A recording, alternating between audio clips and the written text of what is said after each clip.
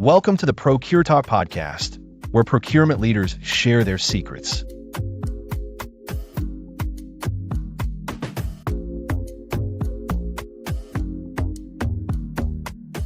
Procurement is not a paperwork. It's not just approval and prices and issue PO. It's more about decision, responsibility, and impact. And today we are opening this door to this world like never before.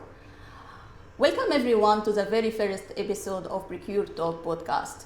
I'm your host Isra Auda, and today we are having a truly special guest, Mr. Shiju Thomas.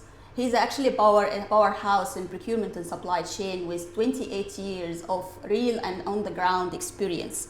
Born and raised in Kuwait, he became the first FCIPS in this country since 2008. And this year, he made a history again as the first FCIPS fellow in Kuwait, the highest global recognition from CIPS. He's the general manager of HISCO, director of Tycoon Energy, a mentor to professionals across the region, KBC approved trainer, and someone who has delivered over than 600 hours of training, shaping the next generation of procurement leaders. And Shiju is also have a strong voice for sustainability, ethics, and transformation, digital transformation. Exactly the kind of thinking we need for the future of this profession. Today we are diving into his journey and his milestones, and also getting his vision for procurement in Kuwait and beyond. Let's get started. Welcome, Mr. Shiju Thomas. Thank you very much. Thank you very much, Isra. I think this is a very big opportunity, and it's also a very great event that you're doing something like this and getting into the media space and bringing procurement to the forefront through the media in Kuwait. So I would say congratulations for doing this. Thank you. I hope it's working out. It's going to work out. It's perfect. The timing is right, I believe. And I think that you'll be going a very long distance with this project. Inshallah. So congratulations once again, and we are here to support you. Thank you, Shiju. Actually, I want to take a moment to acknowledge you before we start. To be honest, I felt so happy that you are the first guest that I'm having here in this podcast, because to be honest, I always, your leadership and your, commitment to and positive energy to that impact everyone around you. Like, to be honest, you are the one in our committee, for example, always encouraging us to, to finish and to accomplish everything new for the committee. This is one thing. And you're always pushing me to finish my studies very quickly. Yes. And to be honest, all this has shaped this moment right now, to be honest. So that's why it really means a lot to me to have you the first guest here. Thank you very much for having me over. Thank you. So before we dive into the technical side of procurement, I would like actually to hear the human story before you start and how you begin all this journey. Well, I did not start my journey as a procurement professional. I was actually more inclined to the travel and tourism field, and I done some courses because I simply love to travel. Wow. And I like to be in different places, see different things, and that was the guiding force behind that choice at that time. But then I landed up in Kuwait after my college education, and there was this job opening for admin services at one of the manufacturing companies, and it was my uncle who told me, why don't you just go and try this out while you're wasting your time and they're doing nothing. Why don't you just try it out? So I went there, and within a short span of time, I think within 2 months, the MD of the company started entrusting me with procurement tasks. Well, language was one issue, one plus point that I had at that time. I hope still do. But he started entrusting me with jobs which were about ordering goods, importing them, and making sure that they reached the end point, which is the showrooms that we had. And so that's how I got into it. And that's when I realized that this is something fun. This is something that I would like to do. And so that's how I would say the journey started. It evolved over time. It wasn't love at first sight.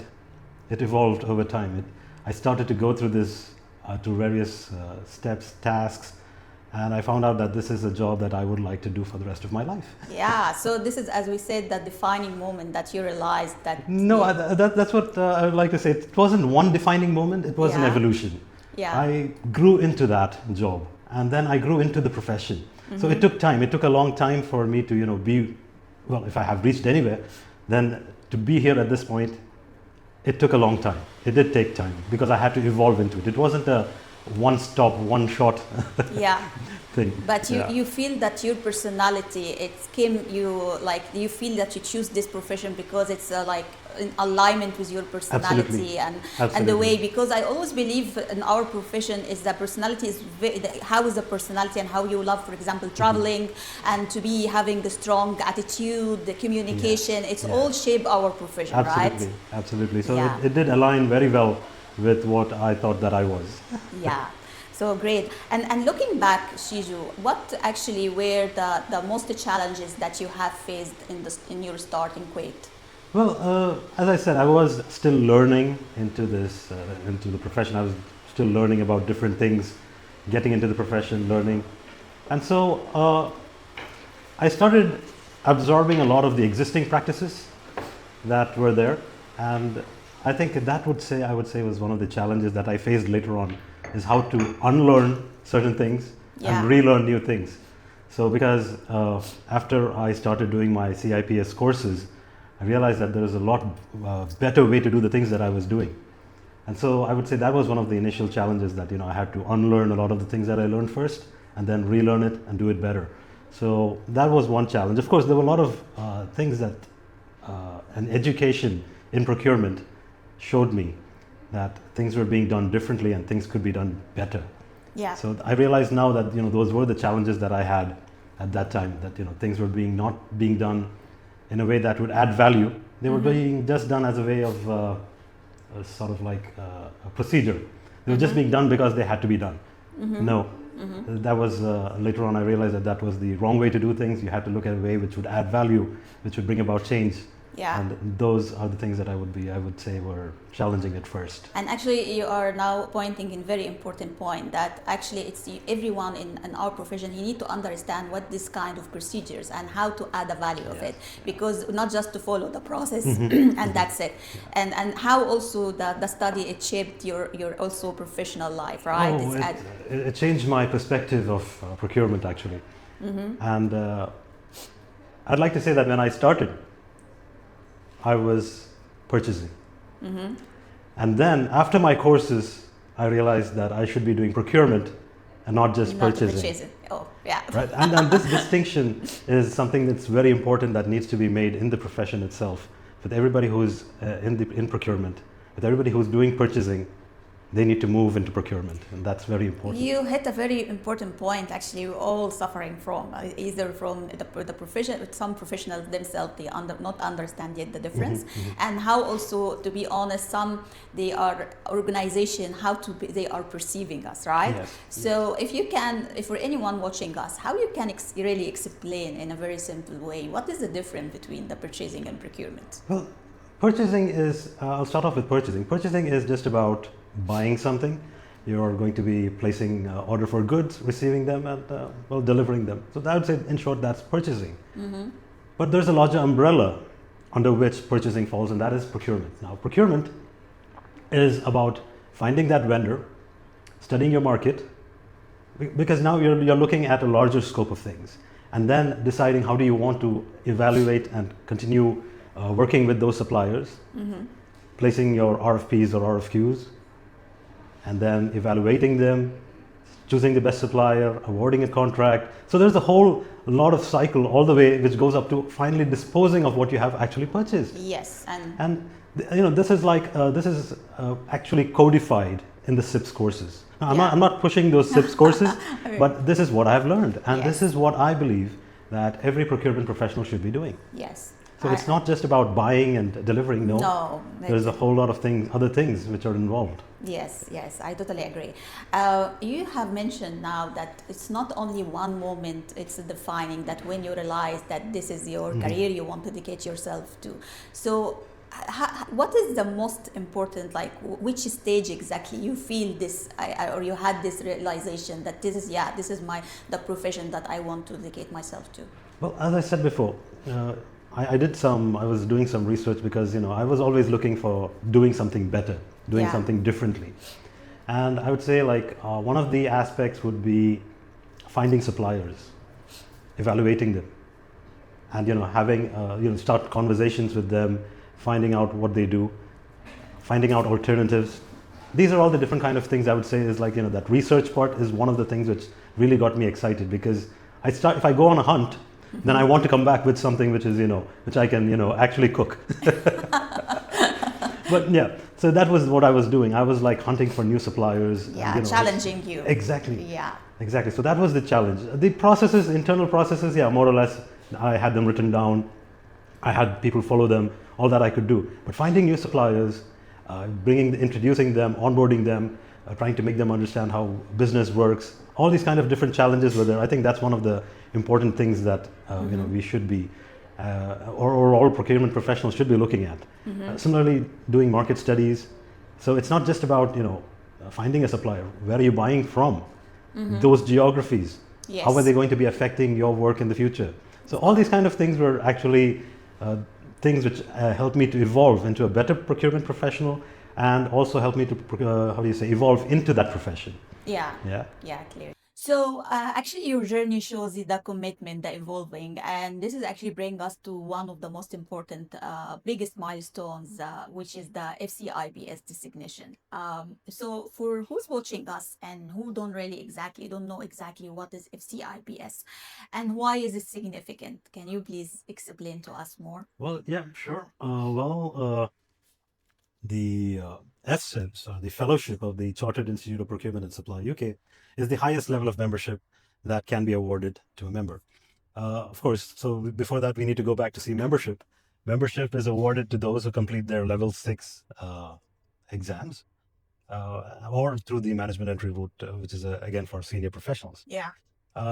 I completed my level 6 exams in 2008, and when you're talking about level 6, I don't know how you did it actually in 2008. There's a story behind that. And I think I've told so many people, and I've bored them. In Kuwait, in those days, we didn't have an exam center. So I actually registered for the exams and flew to Bahrain to do my first set of exams. Strange country. I had to book a hotel room, air ticket. I went there. I wrote the exams. Funny thing, I was very nervous. I forgot to take my wallet. I went for the exams without any money in my hand. And I came back. I was like, I just realized I didn't have anything with me. And luckily, there was a cab went by. I got into the cab, and I told him this is the hotel that I want to go to, the Ramada, I believe. He said, no problem. He took me there, and he stopped there. And then I told him, look, I don't have any money, but I'm going to the hotel room to get it for you now. And the Bahraini people are very lovely. Yeah, He said, don't worry, I'll wait for as long as you want. Go get your money. And, I was like, really, I was taken aback. I believe, if I remember right, I tipped him generously. But, just recalling those days when I had to do those exams. Of course, then later on, I did speak to somebody in SIPS in Dubai during a conference, and they helped me to get the exam center here in Kuwait with the British Council. And then after that, I've done all my exams with the British Council. Fast forward to today, we have a recognized study center and exam center, which is Inspire Credit Center in Kuwait. Yeah, this is from 3 years ago. For the last 3 years. Yeah, yes. 2 years. Yeah, okay. And yes, if I go back again to 2008, I was the first MSIPS, awarded the first MSIPS in Kuwait. Again, fast forward to 3 or 4 years ago, when the first committee was started under the aegis of SIPS MENA. They formed the SIPS branch, which with you as the leading point in that committee. My first communication I remember with Mr. Harry was that there's a lady called Esra, and she wants to start this branch, and will you be able to join? I said, I was totally alone, and yes, I don't know from where to start. I told him it would be my greatest pleasure to do that. So I think things changed in the last 5 years, especially with the support of SIPS MENA. And so, to answer your question, FSIPS, I'd say in the last 5 years, we've had more MSIPs joining the fray. And I think that put a lot of pressure on me to push me up to the next level. So besides that, I'd say the FSIPS is actually a recognition of the commitment that you showed to the profession. And over the last 5 years, I believe I have been able to inspire many other professionals to come into the profession, as well as to come into the SIPS educational system, and also complete their MSIPS or different levels of exams. And I believe they are recognizing my passion for the profession. That's Yeah, what's we can all be, being it's done. so obvious. We can all admit this actually, Shiju. So, well, yeah, I believe a procurement professional should have passion, Yeah, just I like you totally are, agree with you. just like you Yeah. are with this event, with this social media, how do you say, like initiative. I really think that it's a big Yeah, I hope so. And I initiative hope that to you're doing. finish my study very soon as I well. hope I hope you do too, because going through the exam route is it takes you through different steps. Yeah. It takes you to different. It's a different journey, which meanders through not just your experiences, but it exposes you to new aspects of the profession. Yes, And I yes. believe that this is something that every procurement professional should go through. Yeah. You might be having various experiences. You might be having strong experiences. No, but it's actually adding more, to be honest, more knowledge, wider Exactly. knowledge. And you can see, like, like you are just go into helicopter and go from up and see the whole picture. It's really adding value. But, Absolutely. life, that's how you just keep the balance between all this. Yeah. But So with the FSIPs, I hope to inspire more people to become MSIPs, and finally, maybe one day they can also yeah, come and into this the is next actually level. what actually take me to this question. Actually, how has this achievement changed the way to see yourself as a professional? Well, definitely the recognition has encouraged me to be more open about what the profession can do, how professionals can be more can improve on what they have now, and get into the next level of things. Mm-hmm. So I believe that's what I've been doing. I've also entered for the last few years. I've been tutoring and training SIPS aspirants, people who want to how do you say formalize their experience by doing the SIPS exams. And I believe all this is going to be play a big part Mm-hmm. in what I'll be able to do with the FSIPS designation. So yeah, basically, if you're going to look at it, I'll be inspiring different people, encouraging them, and pushing for the profession to be more professional. Yeah, this is really great. Yeah, This I is what is basically we are looking for. Right now, I would say a lot needs to be changed, a lot yeah. needs to be improved, and I hope that I can help others do that. That's what I'm looking for. Yeah, this is really amazing, Shiju. I Thank you hope very so, much. and I'm here to support Thank anytime. you very much. So now, after we understand the significance of this milestone you have achieved, I would like to take actually the lens a little wider and look at the big picture and we like what the procurement today in Kuwait. So, as you said, there is a lot to improve, there is a lot to do. So, how would you describe the current state of procurement in Kuwait and compared to the wider GCC? Well, if you're just looking at the, how do you say, the presence of SIPs in Kuwait itself, we'll start off with that because you asked about the wider GCC area. You'll find that there are branches which are more active, which are more wider in countries like the UAE, Saudi Arabia, Qatar, uh, Bahrain, of course, as I mentioned before, they had an exam center earlier, much earlier, and even I can see nowadays in Oman. So we are still at a level of infancy. We're still growing as professionals. We have a lot of members. As of now, what I understand is that the Kuwait branch has around 260 members, which wasn't the case. We're growing organically every year. We're bringing in more people into the fold. And because of that, I would say from a procurement professional point of view, we are trying to get in more people into the fold of procurement professionals. But that's about that part of the journey. Besides that, if you're asking me about what's happening in Kuwait, I would say it's still at its infancy Mm-hmm. because that distinction between purchasing and procurement needs to be made. It needs to be made more clearly. It needs to be made more strongly. Yeah. So I would say if you're going to ask me where Kuwait is right now, I'd say it's still at an infant stage, and that needs to change very quickly with education and with awareness that comes from SIPs or other educational qualifications that are found in the market. Yeah, So, I agree. I agree. And this is actually take us to say one thing for the misconception about what do you think the misconception actually about procurement will still there's only exist? only been misconceptions. One of the things that I've heard in my career is that procurement stops work. No, we don't stop work. We enable work, right? So that is one of the misconceptions that procurement delays and stops work.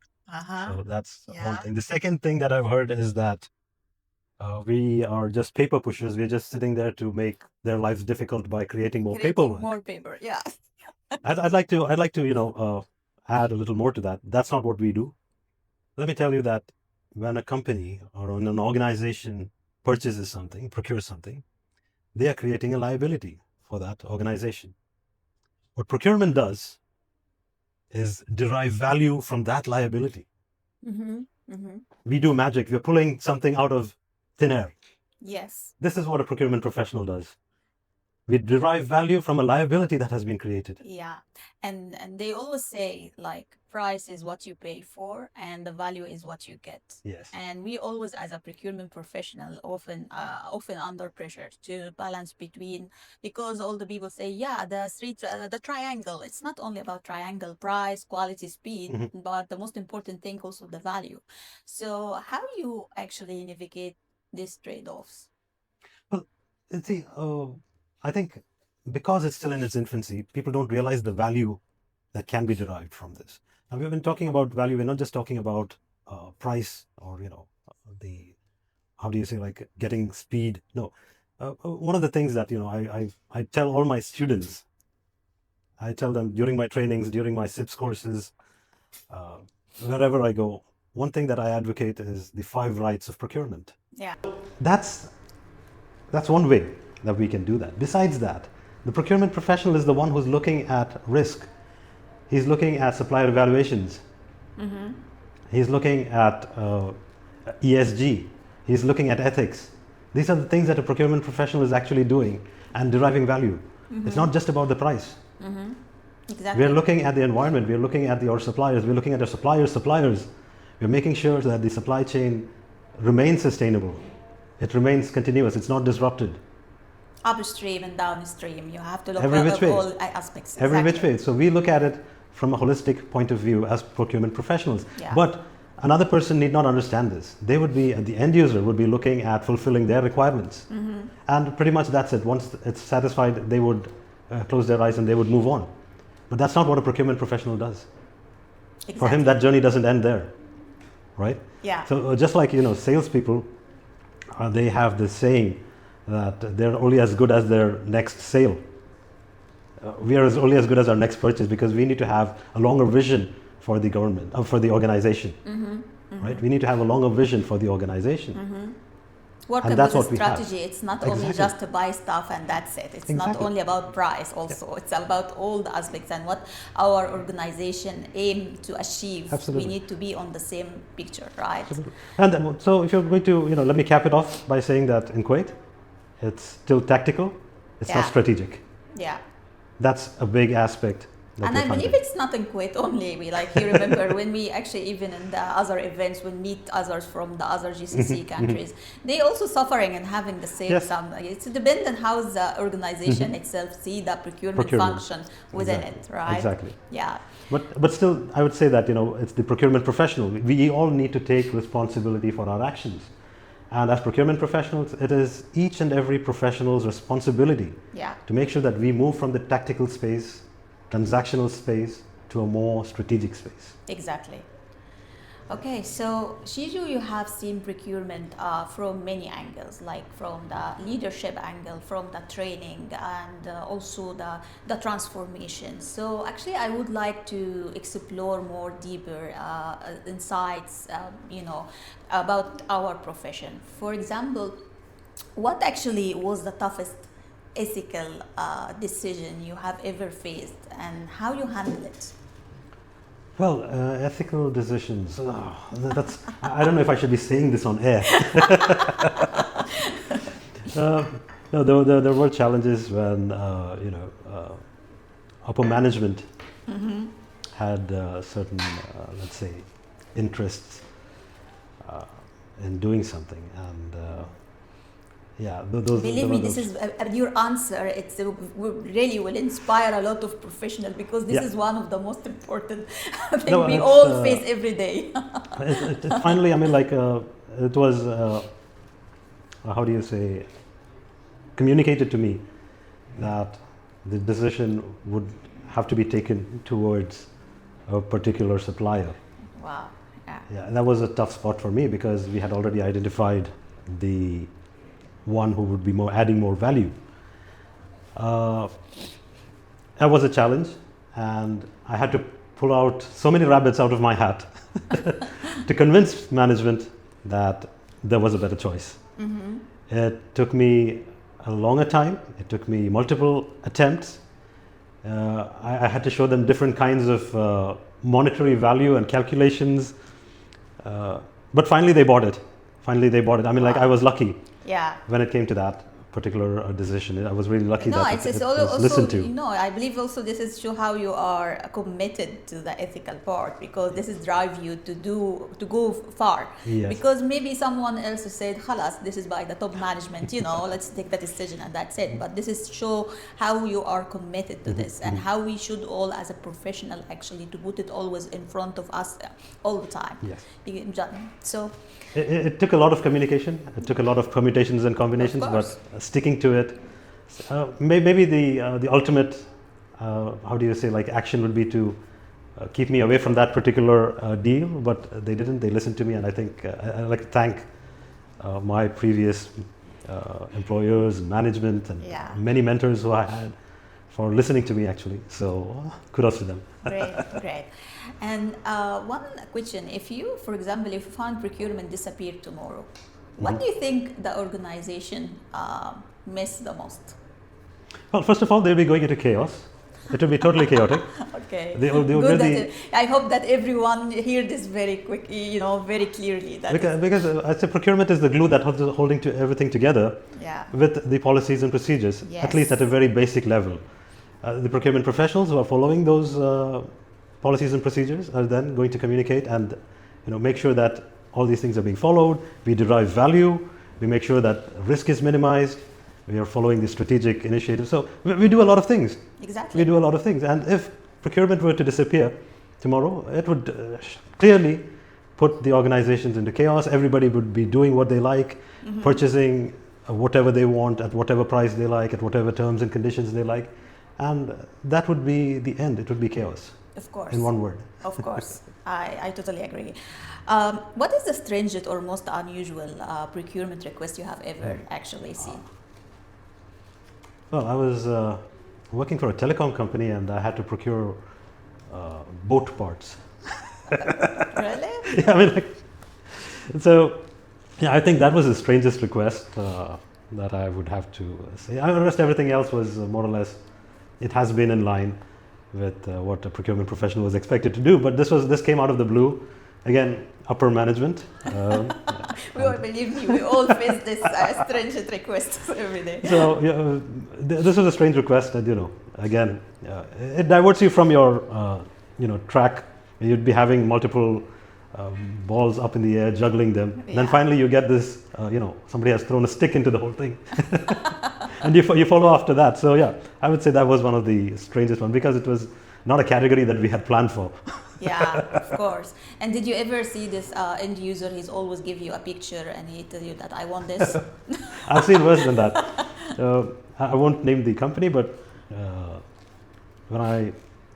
it was a request on a single piece of paper which said, "Please supply us so many quantity of this product. Thank you very much." With a signature. And having seen some orders, I was really shocked. I said, no, there's no way that I would touch this piece of paper, even this is going to change now. But at least he thank you. Some people just give you the paper and that's it, that paper was, I wish I had a copy of that, because, that showed me everything that was wrong in that organization. That one thing. And then, I had to, it was a gargantuan task. I did make all those changes. But it was fulfilling, and it was very, very, how do you say, thankfully, fulfilling. I think that would be the word. Yes. Okay, wow. So if procurement were a person in Kuwait, how would you describe its personality? Toddler. Yeah, because you still have a lot of energy. Yeah. The professionals who are coming into the next stage, they have a lot of energy, they have a lot of curiosity, and I see this with my students, and that's the reason that I'm saying this. they have a lot of curiosity and a lot of energy, and they want to improve. They want so many things. And I would say that's why I call it a toddler. And as I said before, the profession is still in its infancy. So there are a lot of changes, and there's a lot of, hope and optimism that I have for this profession, that we can transform from just being a transactional paper pushers or being perceived as paper pushers into a profession that is strategic, that adds value. Yeah. So this is what I see the procurement profession as in Kuwait today. We are a noisy toddler. A noisy, yes.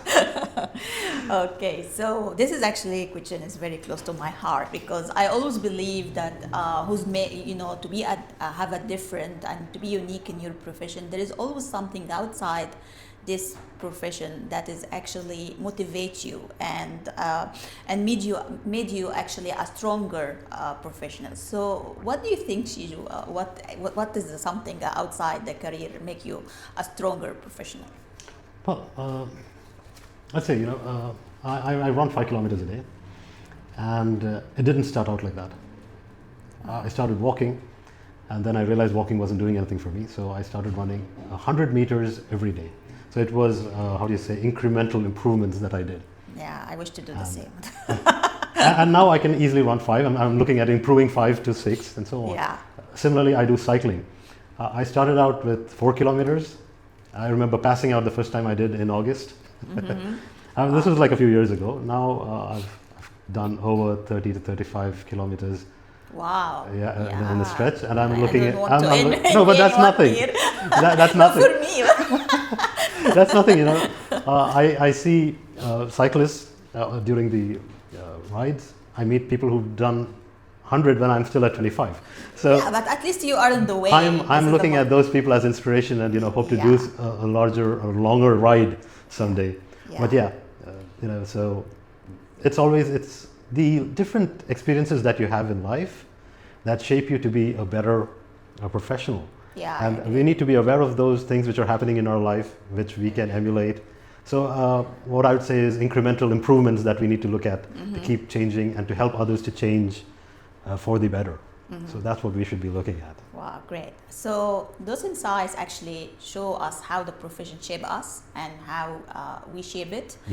And now we need to look for what next, what is coming next. And based on your experience and all this experience you say this in the profession and out of it, how do you see that the procurement, as we said, we are a noisy toddler, how we can actually go ahead in the right direction, or how do you see what is the direction for procurement in Kuwait or outside Kuwait in the next decade, for example? Well, within Kuwait, I would say it's training. Training and education is one of the key factors that is going to shape the profession in the future. As I said, you have a lot of purchasing professionals, you don't have procurement professionals, and we want purchasing professionals to transform to procurement, and in order to do that, they need to get trained and they need to get educated on how they can do that in a better way. As you know, the world is changing. Yeah, we are very fast. Very fast. We are at a very crucial point in our professional lives. We are looking at the advent of AI. Yeah. So how fast are we going to embrace those changes? How fast are we going to adapt? This is actually bring me to the point that I was going, we need to explore it more, because I know you are into AI, into the digital transformation. So how do you see all those global trends that can shape here in procurement? Well, with AI, there's a lot of, misconceptions that are happening right now. Yeah. First thing is that it's going to take your job. No, I don't believe so, actually. That's a big misconception.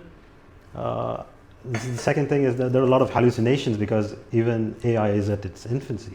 Going back to my first point about it taking your job, yes, it's going to automate a lot of the tasks that we are doing. Yeah. I look at AI as a thought partner. I use it for various aspects like evaluations, market research. It helps me to validate my thoughts also and verify a lot of the things that I do. So that's how I use AI. But going back to whether it's going to take away somebody's job, as far as we know AI right now, it's going to automate a lot of tasks. It's not going to take your job away. But somebody who knows AI is going to take your job away. Exactly. So if you don't start using it now, Yeah. if you don't start adapting artificial intelligence into your work practices, into your daily lives, and use it, then somebody who's going to use that in a better way is definitely going to replace a professional who is not. Yeah. Right? So I think that's a very important aspect that procurement professionals need to do. You need to embrace it as a thought partner. You don't need to look at it as a rival. Bring it along with you. Take it along with you. Treat it as a thought partner. Help it to help you validate your thoughts. Yeah. A very interesting thing that one of my students he has done over here is that he's actually uploaded a lot of their the decisions which are taken by their management into one of the tools. I'm not mentioning any names over here. So, Okay, yeah. but what happens is that that whole body of knowledge has been given to the large learning machine model, language learning model, and it's helped him to automate a lot of the decision making that he's been doing. Wow. So if it serves as a reference point, and it helps him to make decisions much easily and much more quicker manner.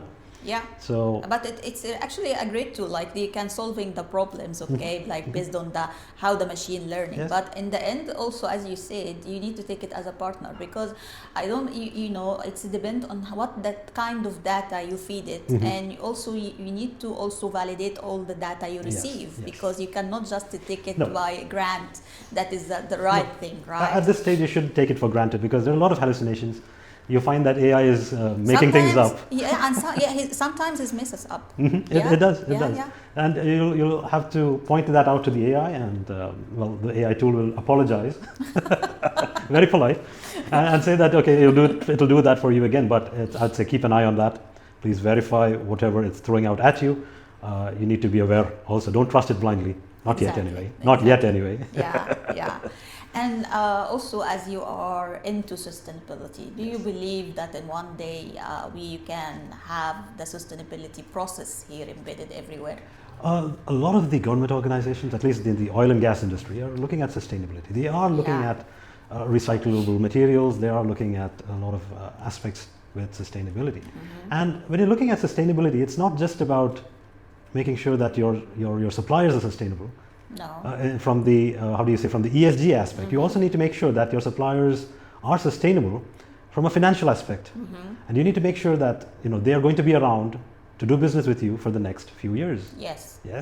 So that's one aspect of it. The other aspect is that you also need to be looking at the environmental, social, and governance aspects. So it is gaining awareness in the region. It's still, I would say, it's still at its infancy. If you're looking at the West, if you're looking at Europe and the US, well, not so much the US, if you're looking at Europe, you will find that they're very aware and they insist on so many aspects of the ESG process. These are good things which we should imbibe, because the resources that are available to us on this earth are very limited. Yes. And we need to make sure that we use them in a way that it doesn't affect the ability of our children or the next generation to use it. And that's what we all need to be aware of. And this is something that we can imbibe and we can bring into our supply chains. And as a procurement professional, this is something that everyone should have their eyes on, and they should make sure that these are being followed very rigorously. So that we have a better planet and a better life. We hope so. So I believe we have a kosher rule on this, because we help the planet to be in a better place. Yes. So Shiju, as you are a mentor for a lot of leaders and professionals across the region, what advice would you give to young professionals entering the field? Young professionals, yes. As I said before, get educated. Okay.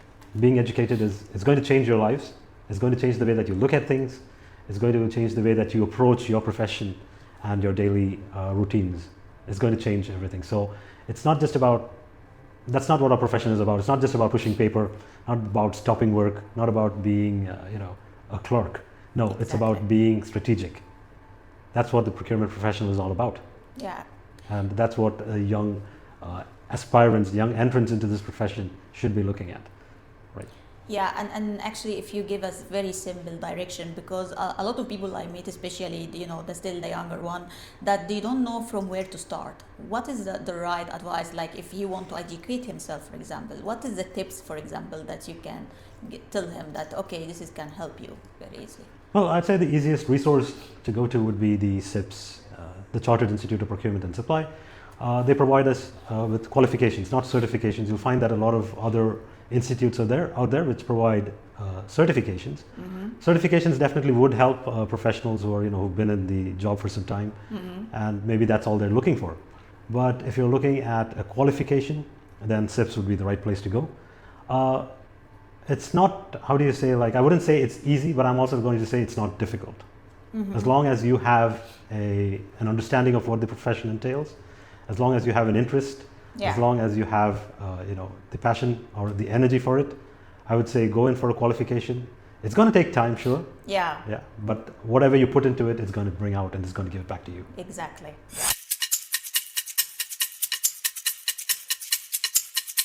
So now before we wrap up, I want to end with something fun first.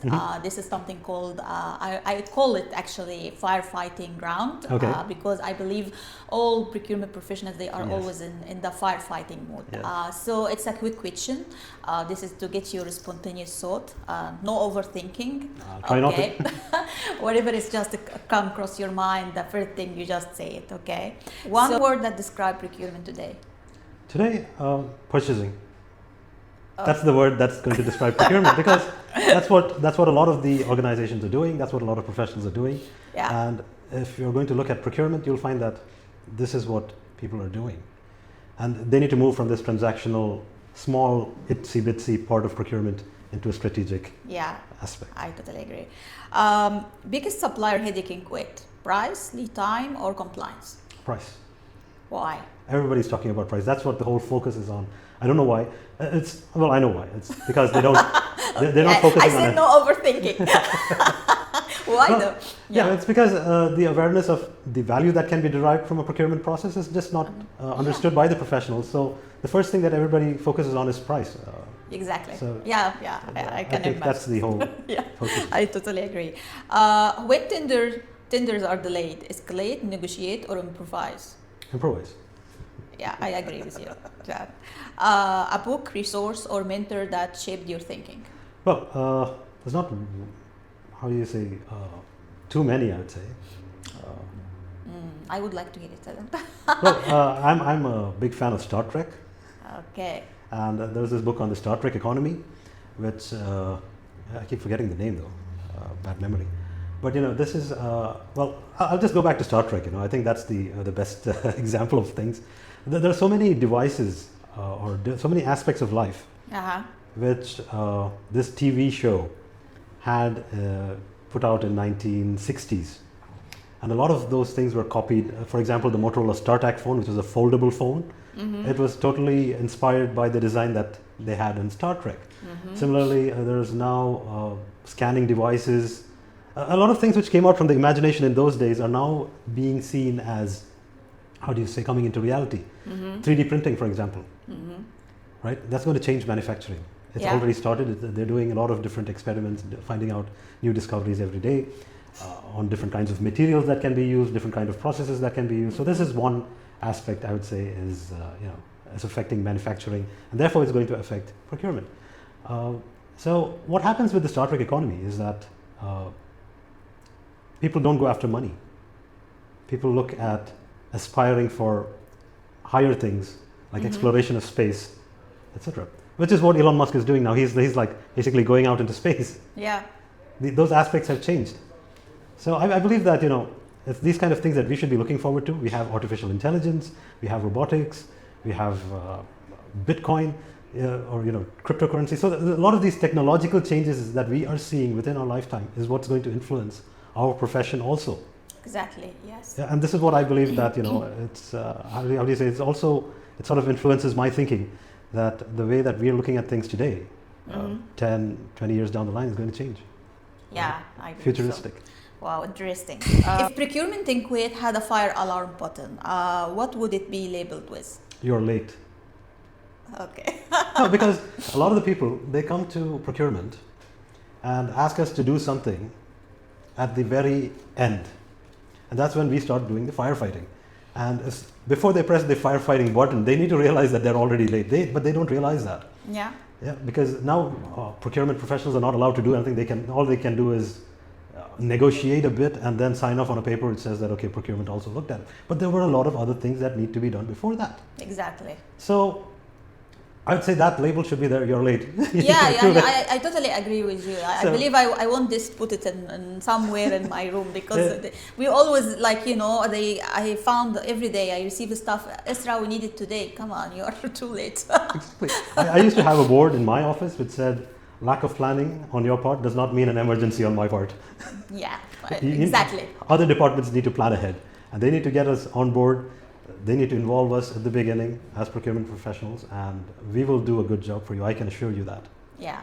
Yeah. Great answers. I love the Thank you very energy. And let's close the episode. Yeah. Thank you very much. Thank you, Shiju. Thank you for joining us on this special episode of ProcureTalk. Huge thank to Mr. Shiju Thomas for your actually insights, lesson, and all the stories that it's truly set the tune for this platform. That's why I would like to thank you so much. Really, I'm so happy to have you today here. Thank you very much. I'd like to wish Isra and ProcureTalk all the very best because this is the inaugural session, and I hope that I've done justice to her trust in me. And I wish her all the best. This is the first initiative of its kind in the social media space for procurement in Kuwait, and I hope that it's going to bring in a lot more professionals and aspirants into the profession and follow the lead that she's been taking. Thank you very much, Isra. Thank you very much for having me over. Thank you, Shiju. If you enjoyed the conversation, make sure to share and follow and stay tuned because this is just the beginning. I'm Isra Auda and this was ProcureTalk, where the procurement finally has a voice. See you in next episode. Thank you.